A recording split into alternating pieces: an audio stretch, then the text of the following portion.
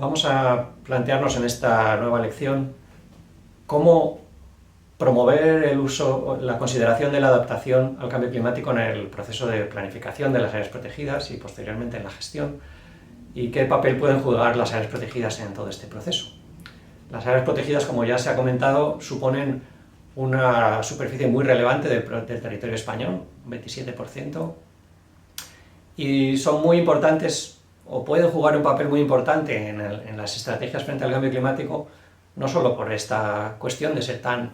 representativas, sino porque además son lugares con objetivos explícitos o expresos de conservación, porque tienen un respaldo legal, específico, institucional, porque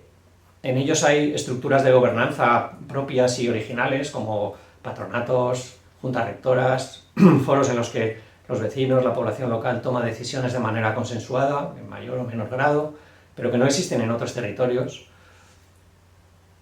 porque además se presta atención a estos valores sociales, culturales, porque disponen muy a menudo de personal técnico especializado, dedicado a la consecución de estos objetivos de conservación y de medios materiales y de financiación que normalmente son mayores que en el resto del territorio, y como señalo aquí, porque además tienen una gestión planificada, que también es una cosa que les hace diferentes del resto del territorio, es decir, que hay unos objetivos marcados a medio plazo y unos criterios y medidas pensados para alcanzar esos objetivos, en lo que llamamos planes de gestión. ¿Y cómo incorporar en esos planes de gestión, que son la piedra angular de la gestión en las áreas protegidas, cómo incorporar en esos planes la adaptación al cambio climático, el problema del cambio climático en general? Es una cosa que nos ha preocupado en los últimos años y para el que hicimos una encuesta y una investigación intentando valorar en qué medida se considera la adaptación en los planes de gestión de las áreas protegidas, mediante la encuesta a un colectivo grande de científicos y de gestores y profesionales de áreas protegidas, y bueno, y el análisis también de una muestra representativa de planes de gestión. Los resultados que encontramos es que la adaptación a las áreas protegidas en aquel momento prácticamente no se consideraba en los planes de gestión. Era un aspecto anecdótico, o sea, aparece en muy pocos planes de gestión y solamente en los más recientes, y cuando aparece normalmente la atención que merece se limita a un análisis del clima y quizás a proponer algunas acciones de seguimiento, pero no suele ir mucho más allá. De todos los planes que analizamos, solamente unos pocos muy recientes tenían una atención específica y suficientemente desarrollada al cambio climático y a la adaptación. Entre las acciones que los gestores y los investigadores consideran prioritarias respecto al cambio climático, en el momento de hacer aquella encuesta, detectamos que el seguimiento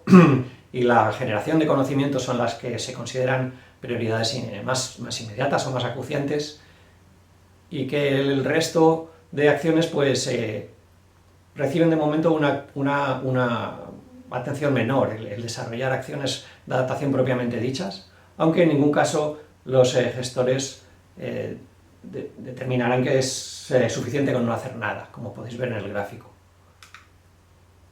¿Y por qué esa adaptación no se consideraba suficientemente en los planes de gestión? Bueno, fundamentalmente porque hay otras prioridades, otras urgencias, otras cosas que se consideran o se consideraban más importantes. Tened en cuenta que en los últimos 2-3 años la percepción sobre el problema ha variado muy radicalmente y ahora empieza a estar en la parte más alta de la agenda de las prioridades políticas y sociales, pero no era la situación hace unos poquitos años. Así que, por resumir lo que aprendimos en aquel proceso de consultas, es que el cambio climático ya está aquí, ya se puede percibir, los gestores de áreas protegidas ya son conscientes de sus efectos, de que no todas las especies o hábitats son igualmente vulnerables, sino que hay algunos hábitats y especies que son más delicados, más vulnerables, como especies en su límite de distribución, las especies más raras, y algunos tipos de hábitats, como ya veremos más adelante en el curso, como las altas montañas, los humedales.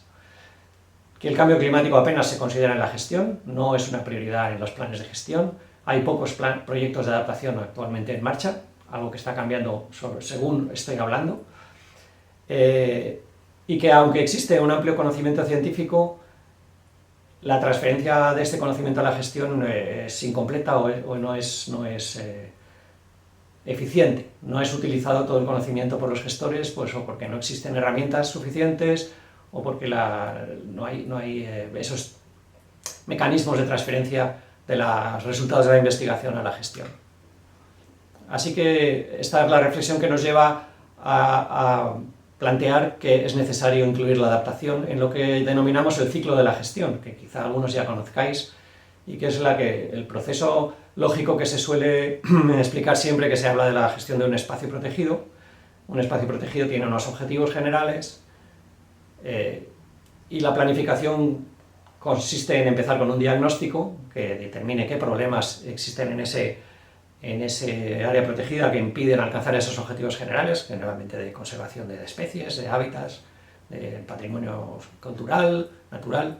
¿Qué problemas impiden alcanzar esos objetivos? Para plantear unos objetivos concretos, operativos, alcanzables en el ámbito de vigencia de ese plan. Esos objetivos se desarrollan o se alcanzan mediante unas acciones concretas que dan unos resultados que, si están bien planteados, las acciones están bien planteadas, permitirían resolver los problemas del diagnóstico cerrando el ciclo, que es objeto de seguimiento y evaluación de manera constante, como veis en este gráfico que lo resume, ¿no?